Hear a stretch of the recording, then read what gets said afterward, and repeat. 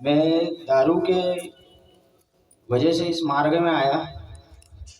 तो मेरे से पहले मेरे मौसी के दो बेटे हैं, मदन गोपाल। उन लोगों ने इस ये यहाँ लिंगा आए थे। तो लिंगा आए तो इनने अब मेरे को तो नहीं पता है कि ये लिंगा दारू छोड़ने जा रहे हैं, काहे के लिए जा रहे हैं।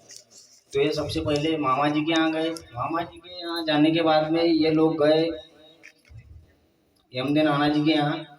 इन्होंने 10-11 दिन के कार्य करे। उसके बाद में मेरे को उचित लगा, मैंने कहा यार दारू छूट जाएगी। तो मैंने कहा मैं भी जाता हूँ। मैं भी गया, पहले मामा जी के यहाँ गया। मामा जी ने बोला बेटा सोच ले समझ ले, उसके बाद में इस मार्ग में आना, ये कोई खेल नहीं है बोले। मैंने ठीक है। फिर नाना जी के यहाँ गया। नाना जी ने बोले, यमदे नाना जी ने कि आपका मन पहले पक्का कर लो, घर परिवार में सबसे पूछ लो। तो फिर मेरे को नाना जी ने 11 दिन के कार्य दिए थे। मैंने धीरे धीरे करते गया तो मैं 4-5-6 महीने अच्छे से किया मैंने। फिर मेरे पास में कोई भी बहाना आ जाता था कि हाँ एक गिलास, अब पीने की इच्छा हो जाती थी तो मैं चले जाता था दारू पीने के लिए। अब दारू तो पी लेता था। फिर सुबह हुई तो फिर माफी मांगने के लिए फिर फोन करता था कि नाना जी मेरे से एक गलती होगी, दारू का गिलास मैंने छू ली। फिर उसके बाद में 6 महीने बाद में फिर करता था। वो तो मुझे माफी कार्य दे ही देते थे। 6 महीने बाद करा। मैंने एक गाड़ी लिया शाही में, 1,35,700 कुछ रुपए की गाड़ी थी वो। मैंने गाड़ी लिया, 4-6 महीने धंधा किया अच्छा। उसके बाद में 6 महीने बाद में फिर स्लिप हो गया। स्लिप हुआ तो मैंने वो गाड़ी को ले जाके 5,000 में गिरवे रख दिया। अब गिरवे रख दिया तो मेरे पास में अब पैसा तो था ही नहीं। वो 5,000 को मैंने एक दिन 2 दिन में खत्म कर दिया। वो पैसे पूरे खत्म हो गए मेरे पास में। फिर दूसरे दिन क्या करूं, तो मेरी उस टाइम पे मेरे बच्चे नहीं थे। मैंने मेरी धर्म पत्नी को जाने दिया और मैंने घर का कूलर उठाया और कूलर बेच दिया। अब धीरे धीरे वो काम में जाती थी। मैं धीरे धीरे कभी कूलर, कभी बर्तन, कभी कुछ ऐसा करके मैंने सब बेच दिए। घर का जो दहेज का बर्तन था वो भी नहीं रखा। फिर फिर मेरे से सब बहुत परेशान हो गए, रवि कराड़े जी वगैरह। तो फिर मैंने मेरे मामा जी से कहा, मैंने कहा मामा जी मेरे को यहाँ रहना ही नहीं है लिंगा में या मांगुरली में।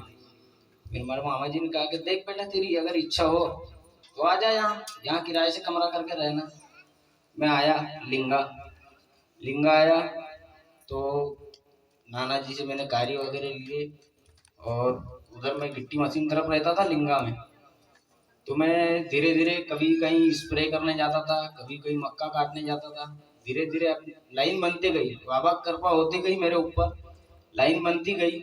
मैंने फिर उसके बाद में मेरे पास धीरे धीरे पैसा आता गया। तो मैंने हमारे मार्गदर्शक नाना जी के यहाँ से काली रात के लिए मैंने नहीं, पहले पालामू के लिए मैंने सामान लेके गया उधार।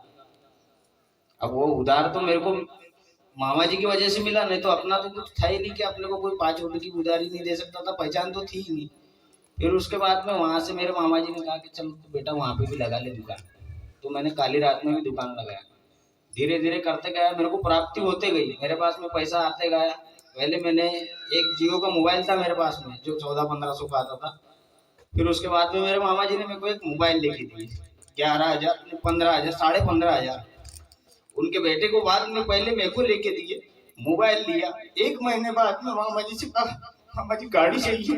मामा जी ने गाड़ी में लेके, और आज वह बक्कर बात ऐसी है कि आज रिश्तेदार मेरे मेरे सास ससुर जो मेरे ससुराल के लोग हैं वो मेरे को आज फोन कर करके बुलाते हैं कि सोनू तू क्यों नहीं आता। मैंने कहा तुम्हारे घर पे वैसे में मैं आपके घर पे नहीं आता, मैं ना ही अपने बीबी को ना ही बच्चे को।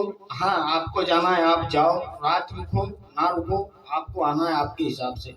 मैं चार चार तत्व 3 शब्दों का पालन कर 5 नियमों का पालन करता हूँ और करते रहूंगा। मेरा परिवार आज सुखी है।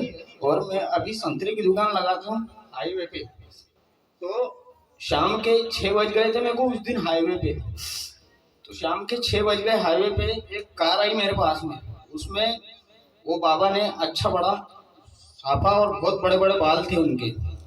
तो उन्होंने कहा बेटा सीताफल की टोकनी कैसे दी है? मैंने कहा बाबा मैं वैसे तो दिन भर 200 250 300 की बेचता हूँ, आपके लिए मैंने कहा 100 रुपए की लग जाएगी।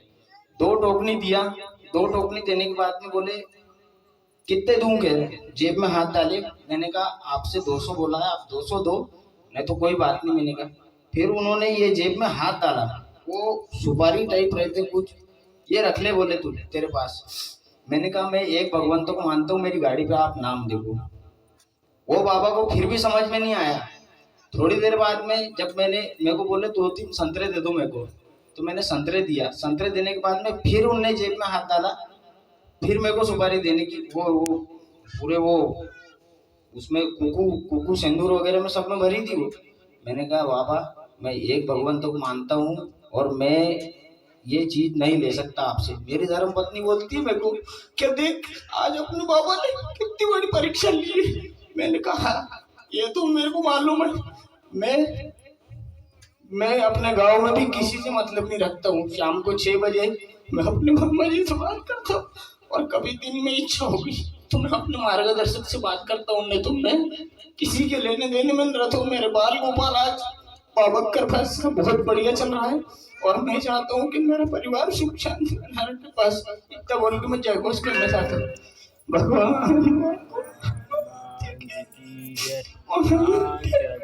बाबा जी की जय।